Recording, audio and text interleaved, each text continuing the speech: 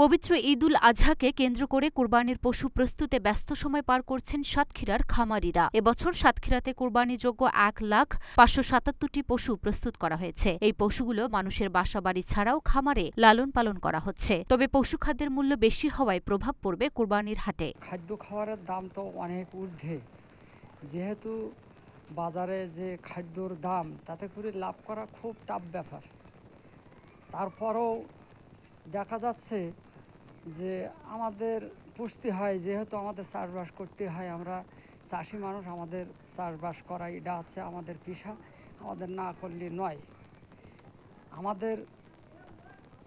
আমরা বাংলাদেশের চাষি, কিন্তু আমরা বুঝি কিভাবে চাষ করলে আমরা ফসল ফলাতে পারি, কিন্তু ফসল ফলাতে গেলে তার ব্যয়বহুল খরচ, সার, মাটি, খাদ্য খাওয়ার ব্যয়বহুল খরচ, এই খরচ করার পরে দেখা যাচ্ছে সরকার বাহাদুর বাড়ির থেকে এগুলো আমদানি করে আমাদের বাজারটা নষ্ট করে দেয় অনেক সময়।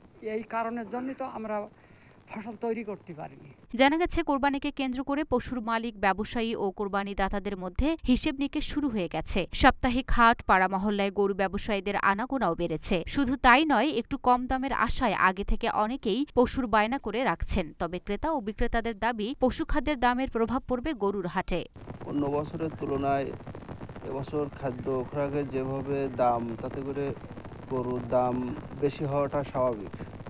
গত বছরের তুলনায় একটু বেশি হবে, তা নাহলে তো খাবারই বাঁচবে না। কম বেশি এখন পশু হাট দেখা যাচ্ছে, কম বেশি গ্রামগঞ্জের লোক কেনাকাটা করতেছে। যারা শহরে বসবাস করে, চাকরিজীবী, তারা তো আর পেরিয়ে ওঠে না, তারা ওই মুখোমুখি এসে কেনাকাটা করে। আমার এখানে প্রস্তুত আছে 40 পিসি মতো। সাতক্ষীরা প্রাণী সম্পদ অধিদপ্তর সূত্রে জানা গেছে, সাতক্ষীরাতে কোরবানির জন্য পশু প্রস্তুত করেছে ১,২৯,৭০৮টি। তবে জেলার চাহিদা রয়েছে ১,৫৭৭টি। এর মধ্যে গরু রয়েছে ৪৫,২৬৫টি, মহিষ ৭৩৭টি, ছাগল ৭৬,৫৯২টি ও ভেড়া রয়েছে ৬,৩১১টি। সংশ্লিষ্টদের দাবি, প্রতি বছরের ন্যায় এবারও স্থানীয় চাহিদার তুলনায় পশু বেশি রয়েছে। সাতক্ষীরা জেলায় এই মুহূর্তে আমাদের কোরবানিযোগ্য পশু চাহিদা প্রায় ১,৫০,০০০। সেইখানে আমাদের প্রস্তুতকৃত কোরবানি গরুর সংখ্যা এই মুহূর্তে ১,২৯,০০০। এটা চলমান প্রক্রিয়া।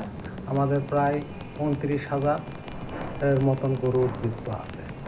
আর বিভিন্ন আমরা এখানে যে খামারিগুলো আছে, এরা ম্যাক্সিমামই আমাদের খাদ্যের, দানাদার জাতীয় খাদ্যের থাকে মোটামুটি 50%ই এরা বের হয়ে আসছে, যেহেতু দানাদার জাতীয় খাদ্যের দাম অনেক বেশি। আমাদের প্রোগ্রামে ছিল যেভাবে হোক প্রোডাকশন কস্ট আমাদের কমাতে হবে, ঘাসের উপর নির্ভরশীল হবে। লুনা ফ্রিসনিপা, ঢাকা পোস্ট।